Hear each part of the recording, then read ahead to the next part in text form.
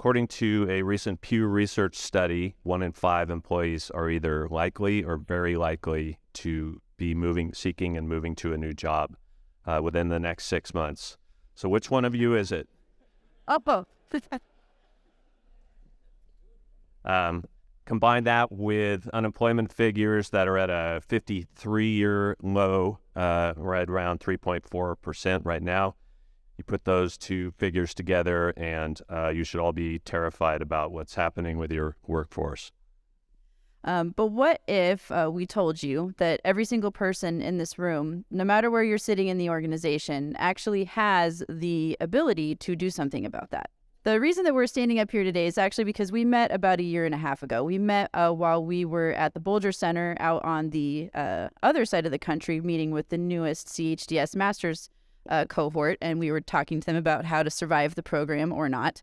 I found out through some of our late night conversations that Scott was actually considering leaving his 35-year career in the fire service.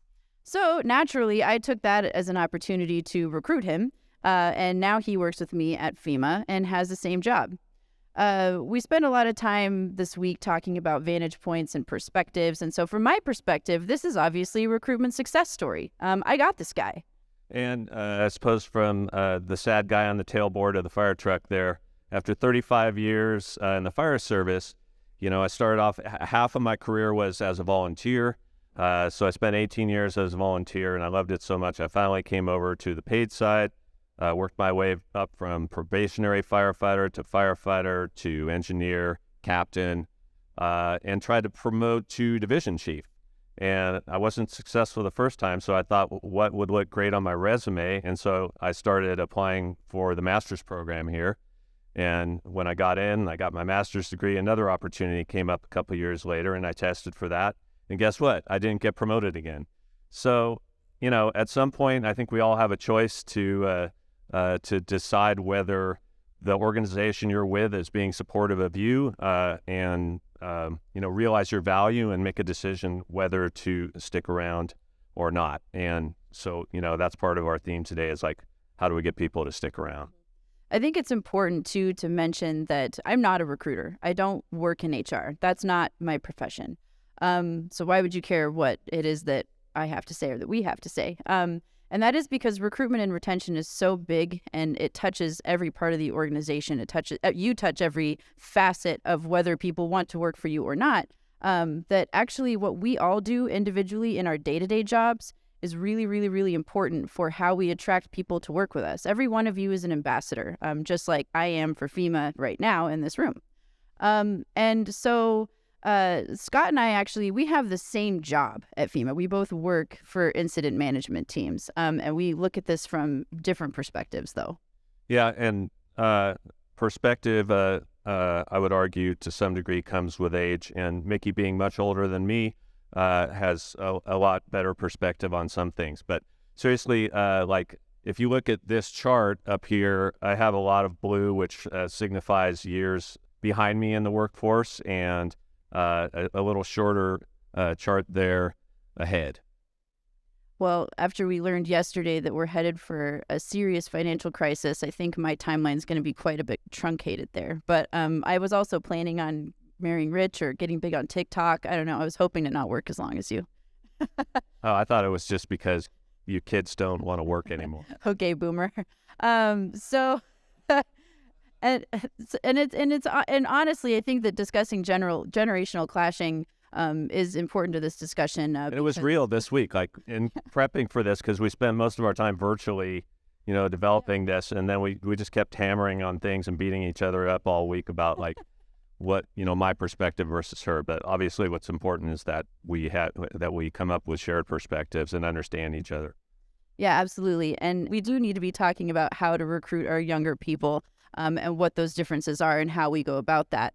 And throughout our process, we've, of course, over the past 1.5 years become friends over a number of shared passions, including music and beer, and what FEMA can do and what other organizations can do better to keep people like us. So, show of hands out there. How many of you have a well-oiled machine? You've never had to worry about recruiting, retaining people. Everything's just chugging along and nobody ever leaves. Oh, wait. Okay. So that's what we thought.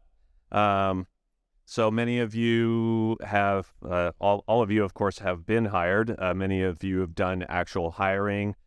Some of you have left jobs. Others of you have experienced attrition within your organizations. So it's out there, and it's everyone's problem. And at the end of the day, what we do in this room, I mean, most of us, you're here, you have some connection to the Homeland Security enterprise, some serious missions, whether your agency is responsible for, a mass shooting or a large-scale Category 5 hurricane like Scott and I. We can't do those missions if we don't have people. And even if you have people and they're really just, warming the seat, we really can't complete our missions. And we have a lot of people who really depend on us and the strength of our teams to work effectively. So you're building your teams through recruitment, and you're maintaining those teams through retention. And we're going to talk about how that retention piece really feeds recruitment a little bit later in this presentation. Yeah, and many of you are feeling this pain, and we're here to tell you there is no manual that we're leaving under your seats today to take home. But we're going to talk about this lens concept and how a lens can't necessarily it can't change the complexity of a problem that's difficult and messy, but we're hoping that it'll maybe jar your brain and have you look at it from a little bit different angle from which you could start to take a bite out of the issue. So we are going to beat this lens analogy to death a little bit, but there's a number of ways that you can look at any problem, including this one. You can zoom in and you can break it into component parts, look at little pieces and little factors, right? So with recruitment, you can look at your selection process. You can look at, how you do your marketing, how you market your organizations. That would be a zoomed in concept. Of course, you could zoom out, look at it more philosophically. Who do we want? Why do we want them? You can apply a filter, look at it from another organization's perspective. Who's successful? What are they doing right? What are they doing right that we can compare or potentially copy? So we're going to talk through a few examples here, starting with the first one. Now, I'm just a dumb firefighter, and so 35 years or so ago, on day one of the fire academy, they teach you about the fire triangle and how heat, fuel, and oxygen are the necessary components, and if any of those is eliminated, you're able to put the fire out. So we can smother the oxygen out of it. If you're in a wildland situation, you could do fire breaks and remove the fuel. If you happen to have a fire hose handy, you can cool that fire down and remove the heat component. Problem goes away.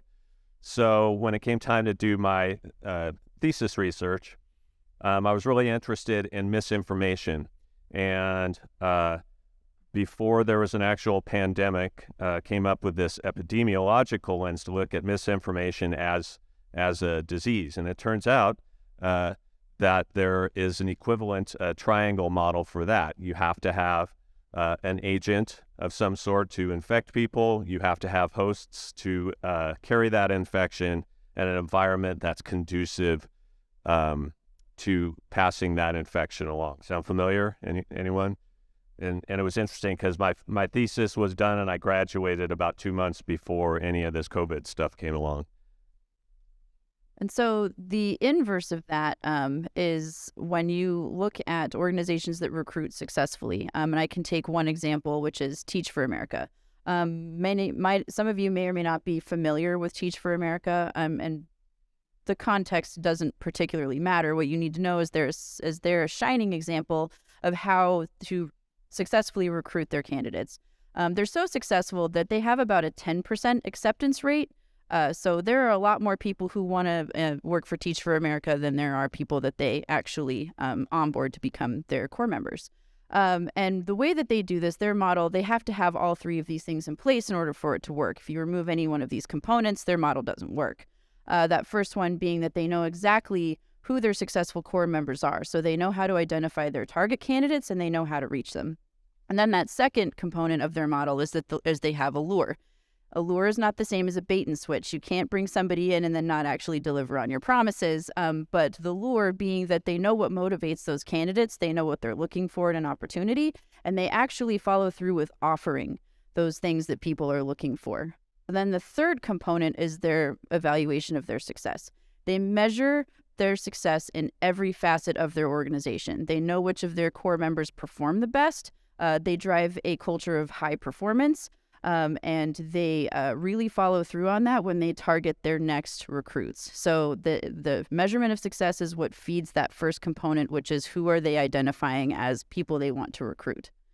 So I took this model and I actually tested it on Scott, which is why we're standing here. But I, of course, identified him when we were at a CHDS event.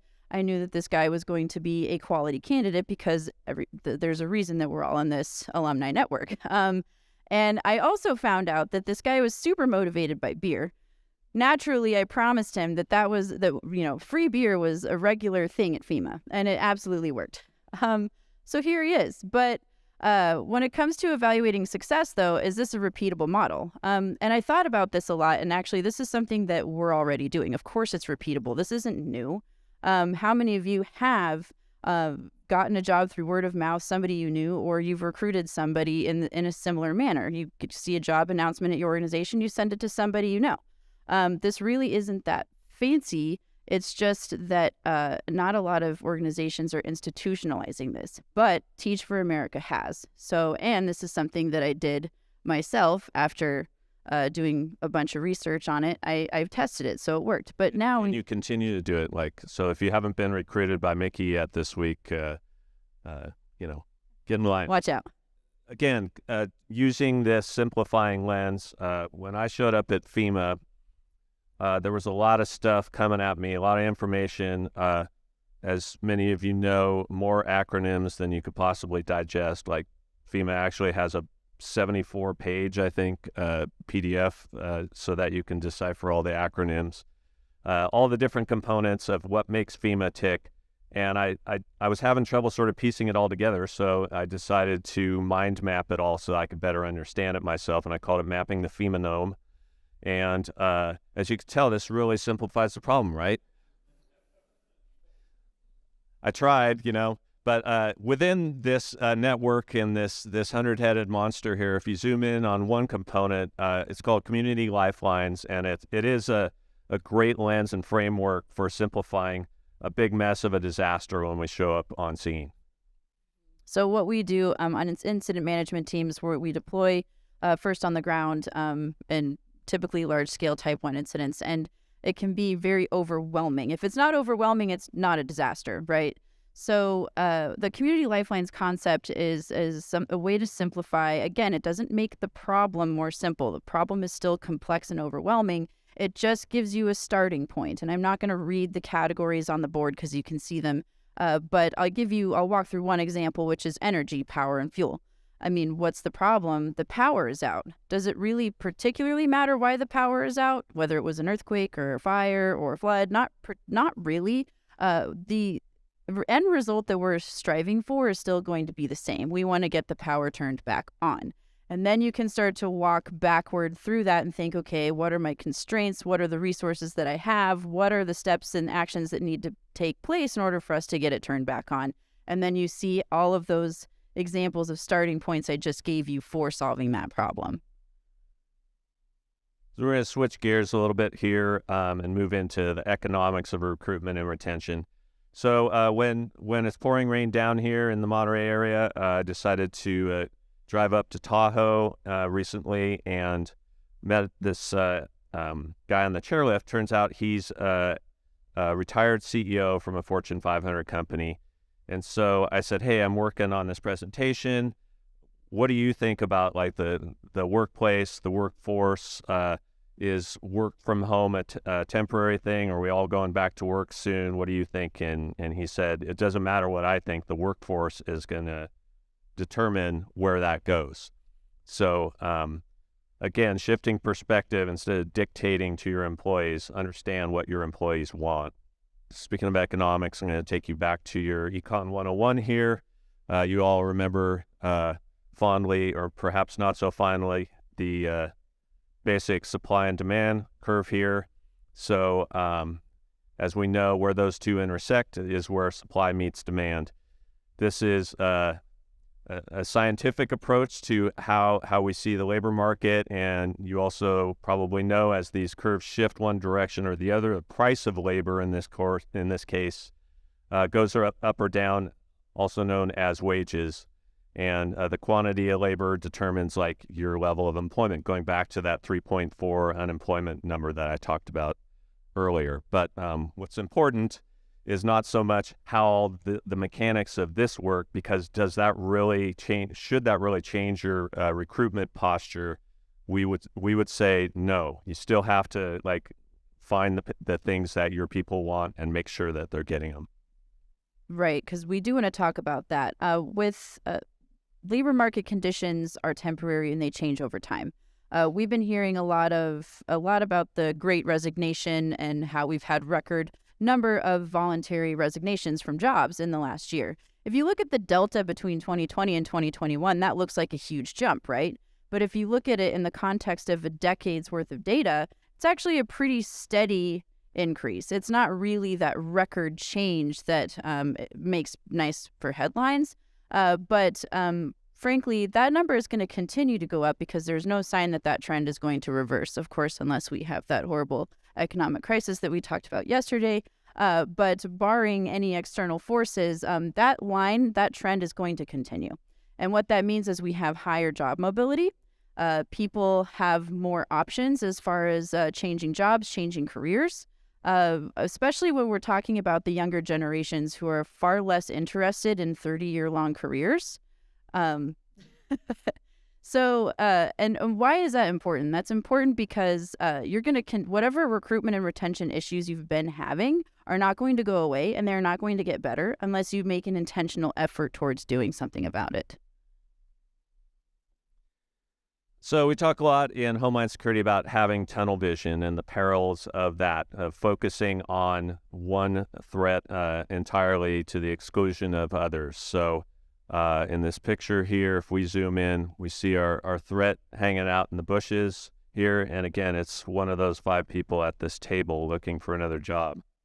So I do want to talk through a few myths and cliches. When we talk about the problem of recruitment and retention, I hear a lot of explanations out there. And most of them aren't particularly true. They're not supported by data. They're not supported by research. But again, they make for really nice headlines. And I'm putting them up on the board. You can read them. I don't want to read through each one of them. But the important thing to know is that this trend that we're seeing is not going to reverse. It's not pandemic related.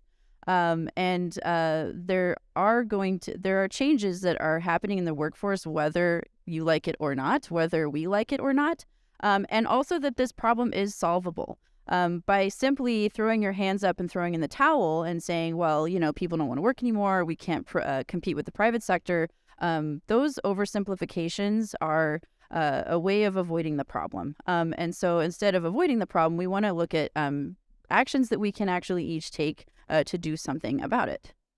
And also, I do want to talk about how serious this problem is, because when you can't keep your high-performing employees, it is very, very, very difficult to get more of them. We're going to talk a bit more about high-performance culture and how when you start to lose your highest performers, whether it's to another industry, to whether we're, poaching or swapping between each other, it is harder to recruit high-performing people when they know that there aren't so many high-performing people on that team. Yeah, the analogy that I like to draw is sort of the sports team analogy of the team that says, oh, we're in a rebuilding year. So, you've got a bunch of free agents out on the market. They're looking for a team to sign their 1-year contract to win the Super Bowl. They're not going to be signing with the team that's in a rebuilding year. The St. Louis Blues. Yeah. And in addition to that, like as a coach of one of these teams, you need to be keenly aware that maybe the coaching might be the problem, or maybe there's something you could do there and not necessarily blame it on your players. So let's introduce you to this concept of the satisfaction continuum. On your left, we have intolerable. On your right, we have thriving. And most employees, when they come into your organization, they're going to drop in somewhere around the middle there, right? Because they're joining your team. They hope they're making a right decision, but you don't really know until you land there. And so it's the organization's job to start pushing these people towards the right there, towards that thriving area. And when you're a thriving employee, like, it's like being in a great marriage. You don't look at anyone else. You have no desire to go seek anything anywhere else. Conversely, if people come into our organization and we don't give them the proper care and feeding, a good onboarding experience, and continuing support, then they start drifting to the left of this spectrum. So into the tolerable, where their job's barely tolerable, which is the land of quiet quitting you've all heard about, and worse yet, into the intolerable, which is the actual quitting. And I know that one theme throughout this week has been burnout. I know that's come up a number of times, and we definitely want to acknowledge how burnout can really push people towards that intolerable end of the spectrum. And of course, your employees are going to want to push themselves towards thriving. Most employees are going to tell you what they want, what they need to do their jobs and to be those high performers. And you want to be really conscious about whether you're providing resistance and keeping them from really achieving what it is they want to achieve. Resistance or assistance, as appropriate, yes. And so what do employees want? How do we get people to the thriving end of the spectrum? That, again, isn't really new. This isn't really new information. These are patterns that we see in repeated studies and tons of research. We know what motivates employees and keeps them engaged at work, and that is, first and foremost, meaningful work. Having a mission and purpose is typically the number one thing that people are looking for out of their jobs. Obviously, pay and benefits. We talk about that all the time. It's not unimportant, but it's not usually the single most important thing. Yeah, because when you think about volunteer work, like, people volunteer, they work for free, but those people still need to be motivated. We think about, like, we work in our jobs a lot with American Red Cross, and like everyone else, they're dealing with their own recruitment problems with volunteers. So right, exactly. And when people are struggling to pay their bills, they're closer to the tolerable and intolerable end of the spectrum. And then, of course, people also are wanting more workplace flexibility. And that was a trend that was going on before the pandemic. I think now we just have we got slapped in the face with this vision of what flexibility could really look like. It was more than a lot of people imagined before then. But again, that's a non-negotiable now. It's not going away. Career progression as well is super important to people. And I think a lot of us in public safety, our progression looks like a hierarchical ladder. And that doesn't really work as well for younger generations. So our organizations really need to be thinking about how to create more like spider webs of career progression, because people want to do different things and want different opportunities. Seeing only a one-way street doesn't work anymore. And then, of course, another thing that has been a pattern throughout this presentation, and also is harder to measure but exists in research, is people really want high-performing workplaces. They want to be surrounded by people who are inspiring, who are wanting to achieve more, who want to do better, who want to improve. And the organizations that really promote and create those environments are organizations that are much, much, much more successful in their retention efforts. Finally, we want to talk to you about this idea of the selfie lens. So we're not up here to just employer bash and say, it's all the big bad bosses that don't care about our needs. We want to encourage everyone to be a part of the solution. Everyone needs to be a recruiter. Everyone needs to look at what it is in their organizations that they could participate in improving. So just to give you an example, I had kind of a rough onboarding experience when I came to FEMA. So the first opportunity I had when I heard there was a committee that was being developed to improve that onboarding process, I immediately raised my hand, and I've been participating in that. Yeah, absolutely. And again, every person here is an ambassador of their organizations. You're here, you're representing yourselves, but, you're also sideways. You have your organization's name on your name card. And we talk about, like, oh, where do you work? What do you do? How is that? That is your opportunity to really showcase what it is that your organizations can offer to other people. And so if you have that high performance culture, I know that you're going to be looking, if you have any vacancies, which you probably have fewer of them than other organizations, you're going to be looking for other high performing people through networks that you trust in order to fill those vacancies. And so that is exactly what I did with Scott with a vacancy that I saw on one of our incident management teams. Of course, I want the best and the brightest to be in those positions. And so that's what I'm always doing. And that is something that, again, it's not new. This isn't novel. This is something that already exists. It's just not institutionalized, and organizations need to learn how to leverage that, especially as a force multiplier for, what they may not be able to do without a huge recruitment team, without a huge budget. Like, gone are the days of the passive job fairs. We don't do that anymore. It doesn't work that well. Having webinars and expecting people to come to them don't work that well. But what does work well are all of these networks. And so that's